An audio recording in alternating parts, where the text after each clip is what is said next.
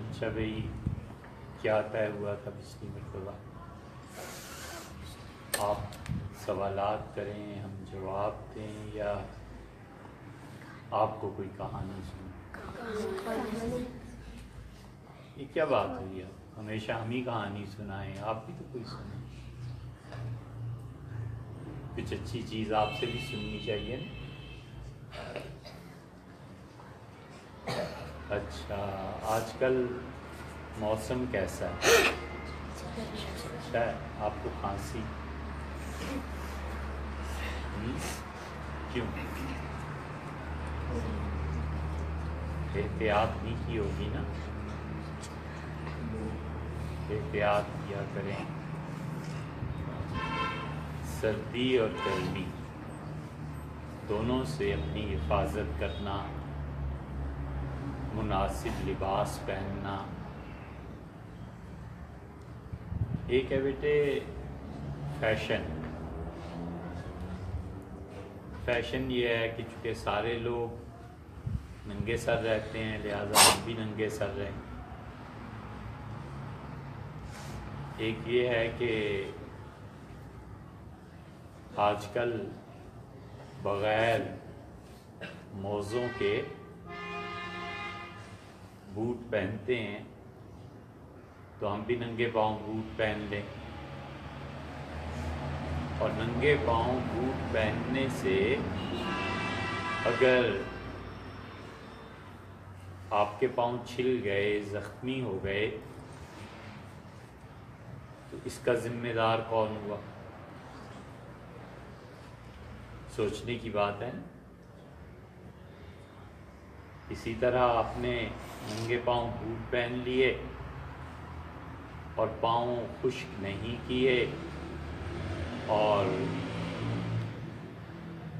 وضو کے بعد ایسے ہی پاؤں بوٹ میں گھسا دیے، تو بوٹ بھی گیلا ہو جائے گا۔ کتنی بری بات ہے، اس سے بو آئے گی نا۔ تو اب یہ فیشن ہو رہا ہے کہ چونکہ سب لوگ جرابیں نہیں پہنتے، ہم بھی نہ پہنیں، تو کتنی بری بات ہے۔ انہوں نے تو پاؤں دھونے نہیں ہوتے، انہیں تو کوئی تہذیب کا پتہ نہیں ہے، آپ کو تو تہذیب کا پتہ ہونا چاہیے نا بیٹے۔ تیسری خرابی کیا ہو جاتی ہے؟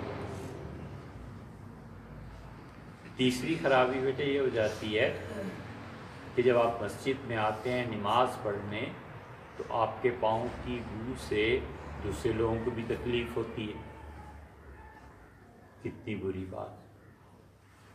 اسی لیے شریعت نے مسئلہ یہ بتایا ہے کہ بعض بچوں کے پاؤں میں بہت پسینہ آتا ہے، بعض کے ہاتھوں میں پسینہ آتا ہے، بعض بچے جب کھانا کھاتے ہیں تو ان کی پیشانی پہ بہت پسینہ آتا ہے۔ آپ میں سے کسی کو آتا ہے؟ کس کو؟ کہاں؟ پیشانی پہ؟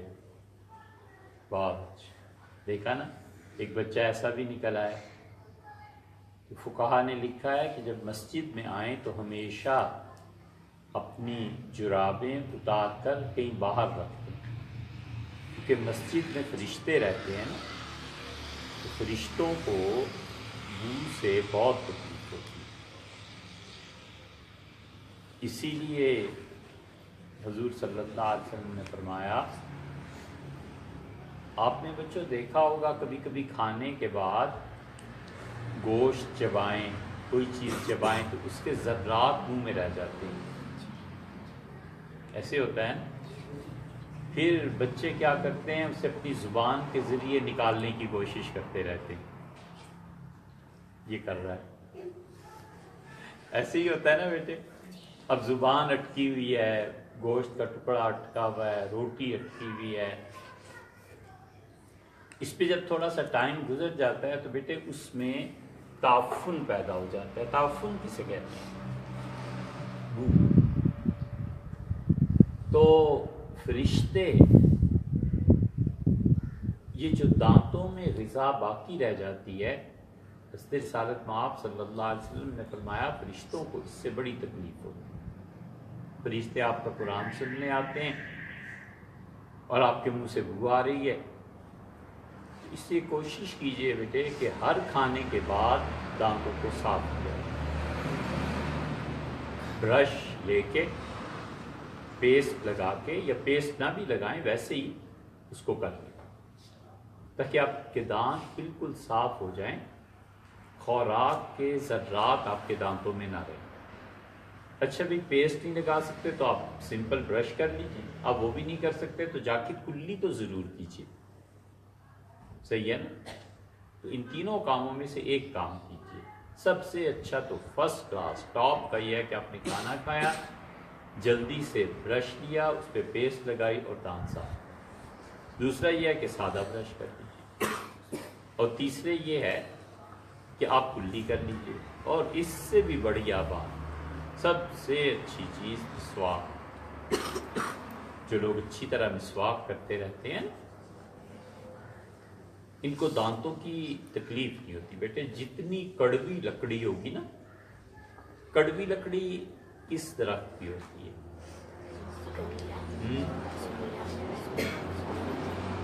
اونچا بولے، اخروٹ کی۔ اچھا اور بتائیے،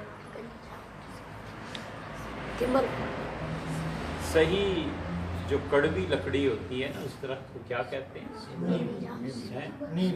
نیم۔ نیم کی لکڑی، اور ایک اور بھی ہوتی ہے ٹمبر۔ یہ کس بچے نے بتایا؟ زبردست، یہ بہت اچھی ہوتی ہے۔ ٹمبر کی مسواک آپ کریں نا تو وہ منہ کو چنتی ہے، چننے کا مطلب یہ ہے کہ وہ اپنے وجود کا احساس دلاتی ہے۔ تو ٹمبر اور نیم، یہ دو لکڑیاں، نیم کے تو درخت لگانے چاہیے بیٹے بہت۔ ہم نے انڈیا سے منگوائے تھے، ہمارے یہاں لگ نہیں سکا، یہاں کی آب و ہوا ایسی ہے کیونکہ نیلم اس کے نیم کے درخت سے فضا صاف ہوتی ہے۔ ہم نے سیاہ مرچوں کا درخت بھی لگوایا، اس سے فضا صاف ہوتی ہے، آپ ہوا میں سانس لے سکتے ہیں۔ کیونکہ جب موسم تبدیل ہوتا ہے تو بڑی بیماریاں ساتھ ہو جاتی ہیں۔ اللہ کرے آپ کبھی امریکہ جائیں، ان ممالک میں جو دنیا میں ترقی کر چکے ہیں آپ جائیں تو وہ آپ سے پوچھیں گے کہ کوئی پودا تو ساتھ نہیں لائے، اس لیے کہ پودے جو ہیں ان سے موسم پہ فرق پڑتا ہے بیٹے۔ تو ہم نے بڑی کوشش کی کہ نیم کے درخت یہاں لگائیں مگر نہیں لگ سکتے۔ جب بھی کسی شہر میں آپ جاتے ہیں تو وہاں کا موسم بدلا ہوا ہوتا ہے نا، وہاں کا پانی بدلا ہوا ہوتا ہے، یہ آپ کی صحت پہ اثر انداز ہوتا ہے۔ ہمارے مخدوم سلطان اورنگزیب عالمگیر رحمۃ اللہ علیہ جب آگرہ اور دلی سے اٹھ کے گولکنڈہ گئے، وہاں اور کون سی ریاست تھی؟ ہم نے کئی بار ذکر کیا، سائندہ آپ بتائیے گا۔ بیجاپور، گولکنڈہ، بیجاپور، ان علاقوں میں گئے تو جو فوج تھی مغلوں کی، یہ اس آب و ہوا کے عادی نہیں تھے جو وہاں تھے۔ یہ آگرے میں، دلی میں، ان علاقوں میں رہے، تو وہاں جب گئے تو ان کے جسم پہ دانے نکلنے شروع ہوئے، خارش شروع ہو گئی، اور ایک، اب ایسی باتوں کا ذکر نہیں کرنا چاہیے بیٹے، خاص طور پہ جب آپ کھانے کی مجلس میں بیٹھے نا تو کبھی اس چیز کا ذکر نہ کیجیے جس سے دوسرے کو کراہت ہوتی۔ گلا صاف کرنا کوئی اچھی بات ہو رہی ہے؟ کبھی بھی جب آپ اپنے دوستوں میں بیٹھیں تو یہ جو لوگ کھانسیاں کرتے ہیں، گلے صاف کرتے ہیں ہماری طرح، آوازیں آتی، یہ بہت بری بات، بہت بری بات، ٹھیک ہے بیٹے؟ کبھی بھی اپنے اساتذہ کے سامنے، اپنے دوستوں میں گلا صاف کر کے آئے۔ اگر گلا صاف نہیں ہے تو مسواک کیجیے، ایک اچھا طریقہ حدیث میں آیا ہے مسواک کا، آپ اسے آزمائیے۔ حضور صلی اللہ علیہ وسلم کبھی کبھی مسواک کرتے تھے نا، تو مسواک لے کے اپنی زبان پہ اسے ملتے تھے، رگڑتے تھے، جیسے یہ مسواک ہے نا ایسے، اور زیادہ اندر تک لے جاتے تھے، حتیٰ کہ صحابہ کرام رضی اللہ عنہ کہتے ہیں آ کی آواز آنے لگتی۔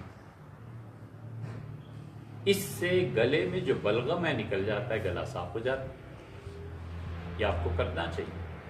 لیکن کبھی بھی بیٹے جب کھانے پہ بیٹھے نا، آپ کبھی ایسی بات کا ذکر ہی نہ کیجئے جس سے دوسرے کو پتہ چلے کہ کیسا گنوار اور جاہل۔ کھانے پہ بیٹھیں گے بیماریوں کا ذکر کر دیں گے، کھانے پہ بیٹھیں گے تو کہیں گے اس سے فلاں بیماری، اس سے فلاں بیماری، بڑی پریشانی ہوتی ہے۔ کھانے پہ 3 چیزوں کو تو بالکل ہی نہ چاہیے۔ کھانے پہ بیٹھ کے بیٹے کبھی بھی مذہب کی بات نہ کیجیے۔ آپ کا نظریہ کچھ اور ہے، میرا نظریہ کچھ اور ہے، میں کسی ایک چیز کو مانتا ہوں، آپ کسی ایک چیز کو نہیں مانتے۔ ایک آدمی آپ کے ساتھ بیٹھا ہوا ہے، آپ کے گھر ہے، دوست ہے آپ کا، اب کھانے پہ بیٹھے، چائے پہ بیٹھے اور ذکر شروع کیا کہ محرم میں مجلس ہونی چاہیے یا نہیں ہونی چاہیے۔ یار کھانے پہ تو ذکر نہ کرو نا، وہ ایک الگ بات۔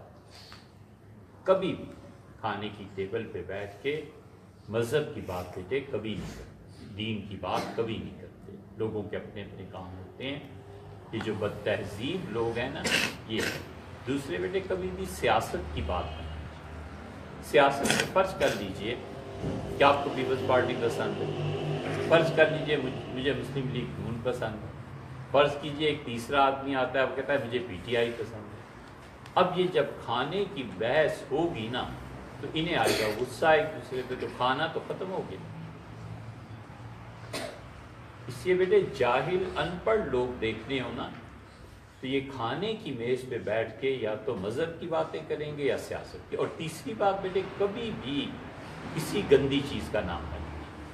یہ جتنے لوگ کھانے کی میز پہ بیٹھ کے یا کھانے پہ بیٹھ کے مذہب کی باتیں کرتے ہیں، ایک دوسرے سے بیٹے اختلاف ہوتا ہے نا، تو آدمی کہتا ہے فی الحال تو کھانا کھائیے، بعد میں بیٹھ کے بات کر لیں۔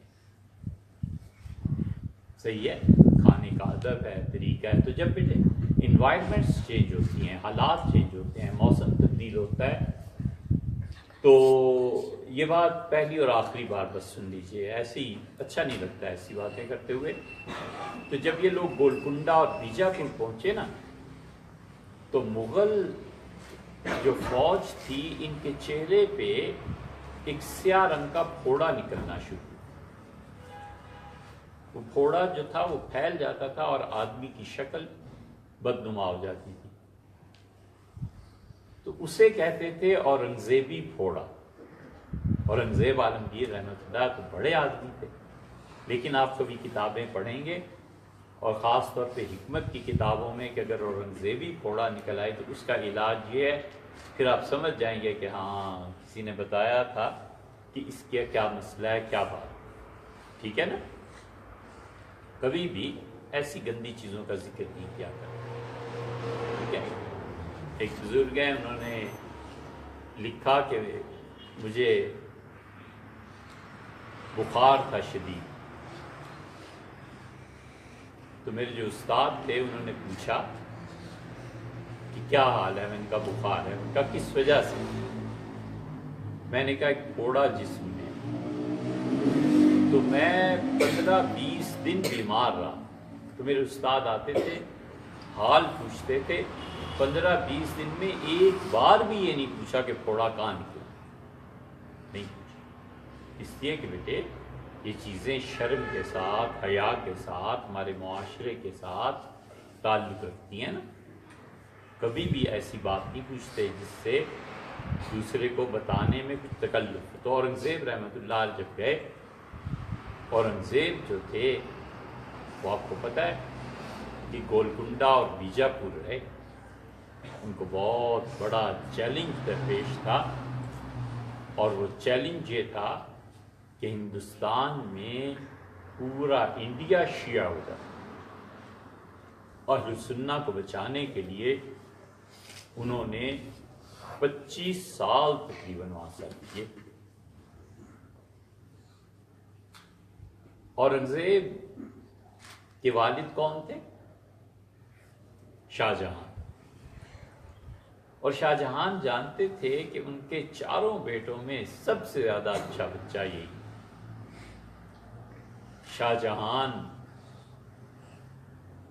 ایک دن ہاتھیوں کا تماشا دیکھ رہے. ہاتھی آپ کو پتا ہے ناچتا بھی ہے، ہاتھی پاؤں اٹھا کے سلام بھی کرتا ہے. ہاتھی، اس کو ہاتھی کیوں کہتے ہیں؟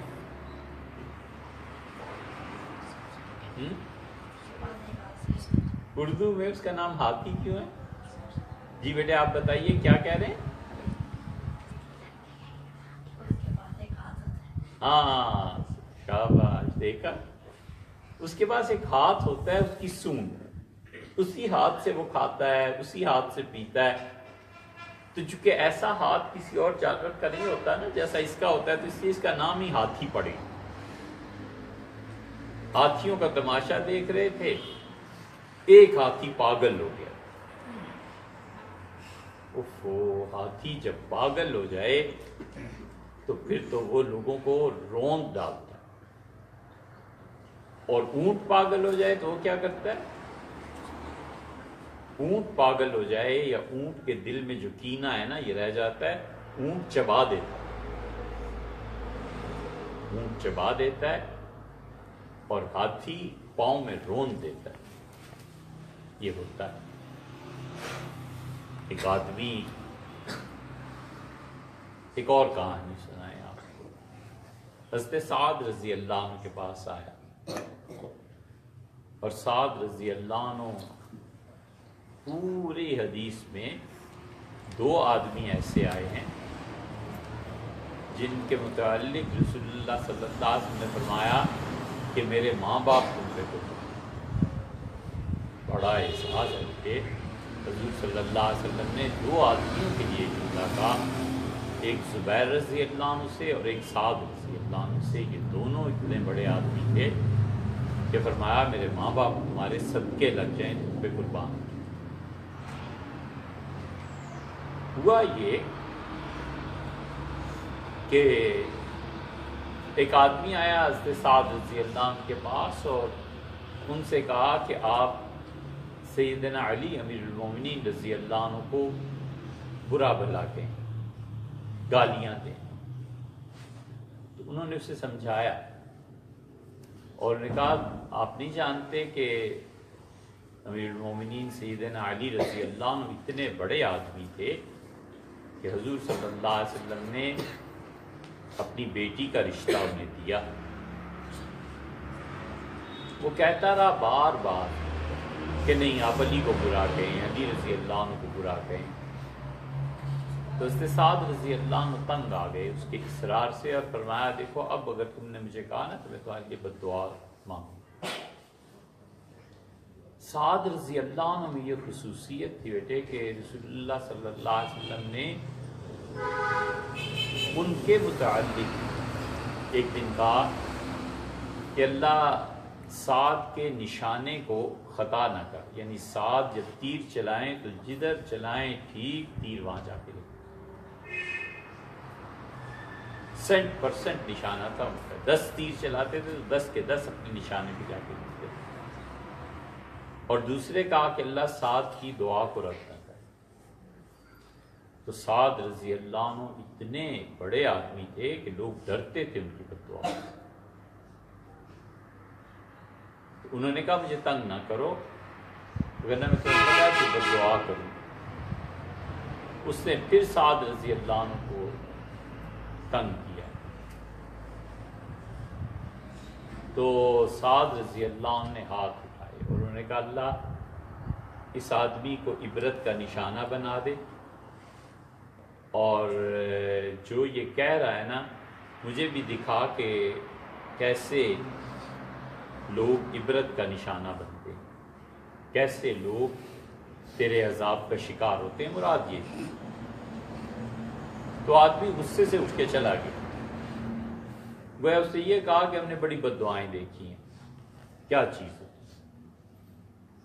تھوڑی دیر بعد ایک آدمی نے آ کے بتایا کہ سعد وہ جو آپ کے پاس آدمی بیٹھا ہوا تھا وہ اٹھ کے آپ سے باہر چلا گیا، اور باہر جب گیا تو بازار میں جا رہا تھا اور ایک اونٹ پاگل بازار میں آ گیا، تو لوگ بھاگے۔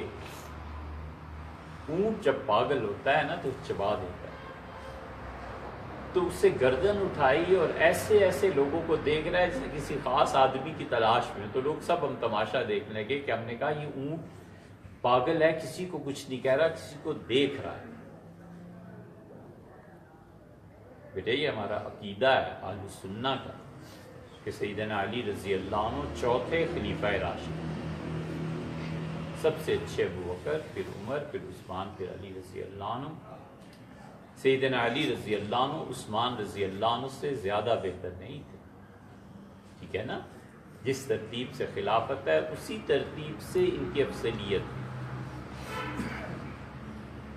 تو وہ جیسے کسی کو ڈھونڈ رہا ہو، تو ان کا ساتھ یہ جو آدمی آپ کے پاس بیٹھا ہوا تھا، یہ جو ہی اسے نظر آیا نا یہ بھاگا اس کی طرف، وہ بھی بھاگا۔ اونٹ کے اتنے لمبے لمبے فاصلے پڑنے والے پاؤں، یہ جو لمبے فاصلے پہ آدمی بھی کبھی چلتے ہیں، بچے بھی چلتے ہیں، اسے کیا کہتے ہیں اردو میں؟ ایک تو ہے نا آپ نارملی قدم رکھتے ہیں، ایک پاؤں اٹھایا، دوسرا پاؤں، تیسرا۔ ایک ہے بعض مرتبہ ایک آدمی ایک پاؤں اٹھاتا ہے، پھر فاصلے پہ پاؤں رکھتا ہے، پھر فاصلے پہ، اسے کیا کہتے ہیں؟ اردو میں اسے کہتے ہیں ڈگ بھرنا۔ وہ ڈگ بھر رہا تھا، ڈگ بھر رہا تھا، اس کا مطلب ہے لمبے لمبے قدم دور دور رکھ رہا، ٹھیک ہے؟ ڈگ بھرنا اسے کہتے ہیں۔ تو اونٹ جو تھا وہ لمبے لمبے پاؤں رکھ کے لپکا اس کی طرف اور جا کر اسے پکڑ لیا۔ جو ہی اس نے پکڑا اپنے دانتوں میں، یہ چیخنے لگا اور اس نے چبایا اور چبا کر زمین پہ پھینک دیا، اور پھینک کے زمین پہ، اونٹ کی گردن لمبی ہوتی ہے نا، اس نے گردن اس کے اوپر رکھی اور اسے ایسے ایسے ایسے رگڑ دیا، تو اس کے مر گیا آدمی اور اس کے گوشت کے ٹکڑے پھیل گئے۔ اس نے کہا، میں نے جا کے اس نے سعد رضی اللہ عنہ کہا، میں اپنی آنکھوں سے دیکھ کے آیا ہوں کہ اللہ نے آپ کی دعا کو قبول کیا۔ تو اونٹ چباتا ہے اور ہاتھی پاؤں میں رون دیتا ہے، اٹھا کر کبھی کبھی پٹک دیتا ہے۔ شاہ جہان بادشاہ تماشا دیکھ رہے تھے ہاتھیوں کا، اور ہاتھی ہو گیا پاگل، اور پاگل ہونے کے بعد جو دوڑا ہے تو بچوں لوگ دوڑنے لگے، حتیٰ کہ شاہ جہان بادشاہ کے ساتھ بیٹھے ہوئے ان کے اپنے بیٹے شہزادے دوڑ پڑے، بھگدڑ مچ گئی، ساری فوج والے دوڑ رہے ہیں، فیلبان آ رہا ہے ہاتھی کو قابو کرے۔ اچانک گھوڑا آیا اور گھوڑے پہ جو بیٹھا ہوا تھا اس نے اس ہاتھی کو پکڑنے کی کوشش کی، تو ہاتھی نے اپنی سونڈ میں گھوڑے، اور گھوڑے پہ جو سوار بیٹھا تو اسے اٹھایا اور یوں پٹکا، سونڈ میں گھیر لیا نا، اور اس سے زور سے جو پھینکا ہے تو گھوڑا جا کر گرا، گھوڑے کی ہڈیاں ٹوٹ گئی۔ یہ جو آدمی اس گھوڑے پہ سوار تھا نا، یہ اٹھا، اٹھ کے بھاگ پڑا، اور ہاتھی کے سامنے جا کر ہاتھی کے دانت کو پکڑ کے اس کے اوپر بیٹھا اور لوہے کا گرز لے کے ہاتھی کو مارنا شروع کیا۔ ہاتھی ٹھیک ہو گیا۔ جب ہاتھی ٹھیک ہو گیا تو دوسروں نے پکڑ لیا آ کے۔ تو یہ جو تھا ہاتھی کو اس طرح پکڑ کے مارنے والا بڑا دلیر تھا۔ یہ پلٹا اپنے والد کے پاس، اس کے والد تھے شاہ جہاں، اور یہ بچہ کون تھا؟ اورنگزیب۔ ان کی عمر اس وقت کتنی تھی؟ 14 سال۔ 14 سال کے بچے نے، تو اورنگزیب نے 14 سال کی عمر میں یہ کام کیا۔ تو شاہ جہان بادشاہ نے جو پیسے اور موتی پاس پڑے ہوئے تھے یوں اپنے بچے پہ لٹائے اور شکوہ کیا، کہا بیٹے اگر آپ کو کچھ ہو جاتا تو؟ انہوں نے کہا والد ڈر کے بھاگنے کی بجائے مر جاتا تو اچھا. ڈر کے بھاگ جاتا نا تو کیا کہتے لوگ کہ 14 سال کا بچہ شہزادہ ہاتھی سے ڈر گیا. کیوں ڈر گیا؟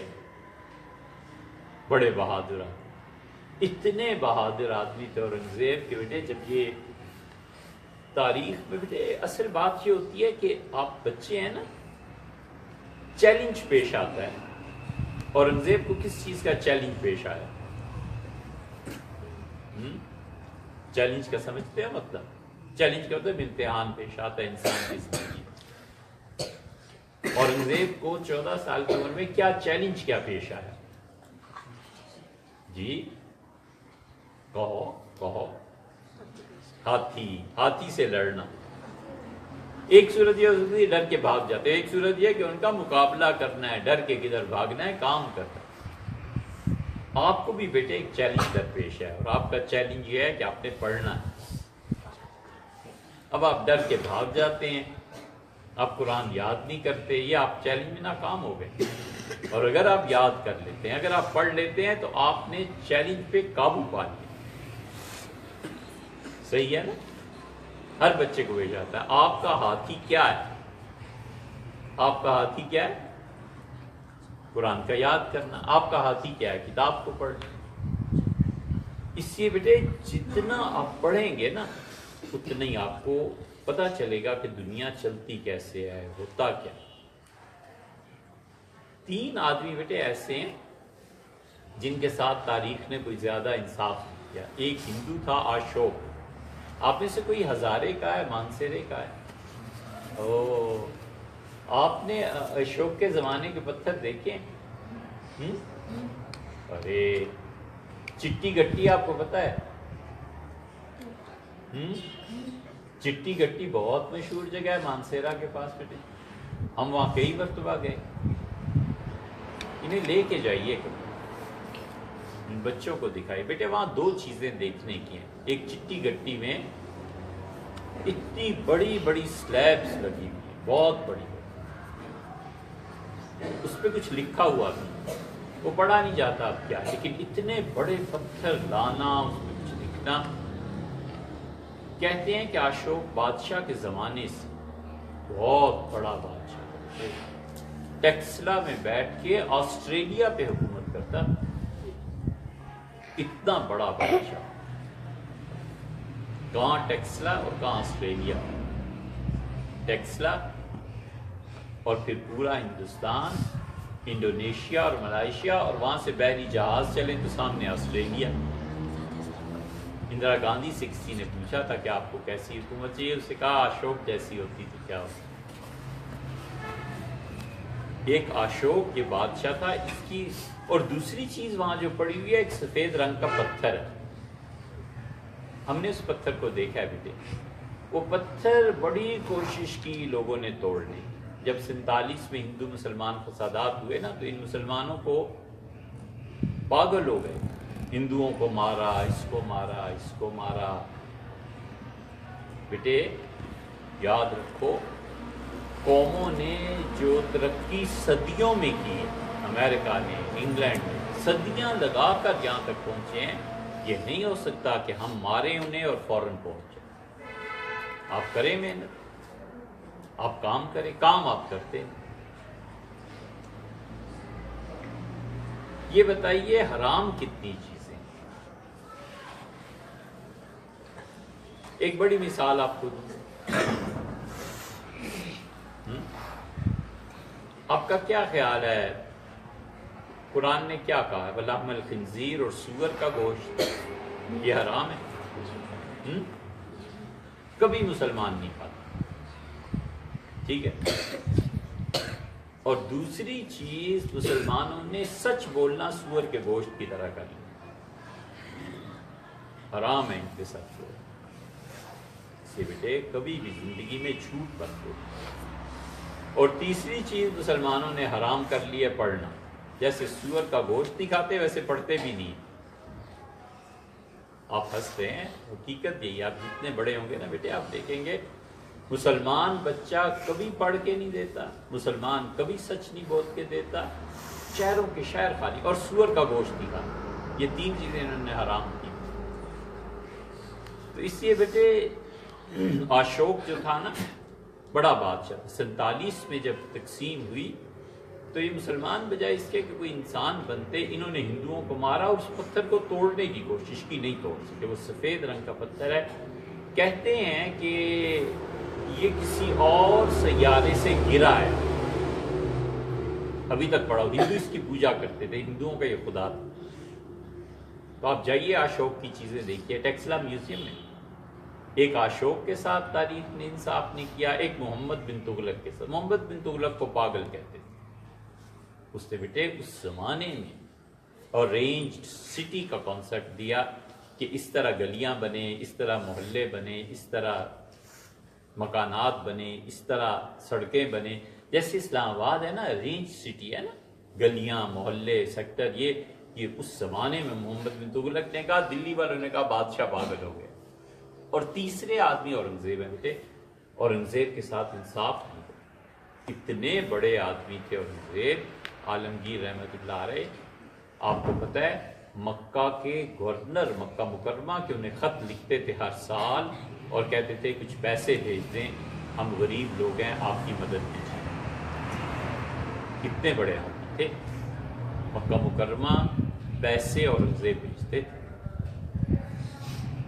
اور ہوا یہ کہ ایک مرتبہ بغاوت ہوئی، اور بغاوت کسی نے کر دی اور اس نے اعلان کیا تو سلطان نے بھیجی فوج، اور بظاہر ایسے تھی جیسے فوج ہار جائے گی، تو اورنگزیب بھاگا اور جا کر گھوڑے پہ سوار ہوا اور گھوڑا دوڑایا اور پہنچ گیا اور باقاعدہ اس بغاوت کو ختم کیا۔ اورنگزیب کا گھوڑے پہ بیٹھنا، اس طرح جانا اور لڑنا 82 سال میں تھی، 82 ایئرس ہو۔ یہ ہے بیٹے ہمت۔ اس لیے ہمیشہ اپنی صحت کا خیال رکھیے، یہ مت دیکھیے کہ فیشن کیا ہو گیا، سردی لگ جائے، گرمی لگ جائے، آپ پڑھنے کے قابل نہ رہیں، کیا فائدہ۔ 82 سال کا بڈھا بادشاہ، اور بھاگا اور جا کر گھوڑا نکالا اور بیٹھ کے گیا، اور بالکل آندھی طوفان کی طرح جا کے۔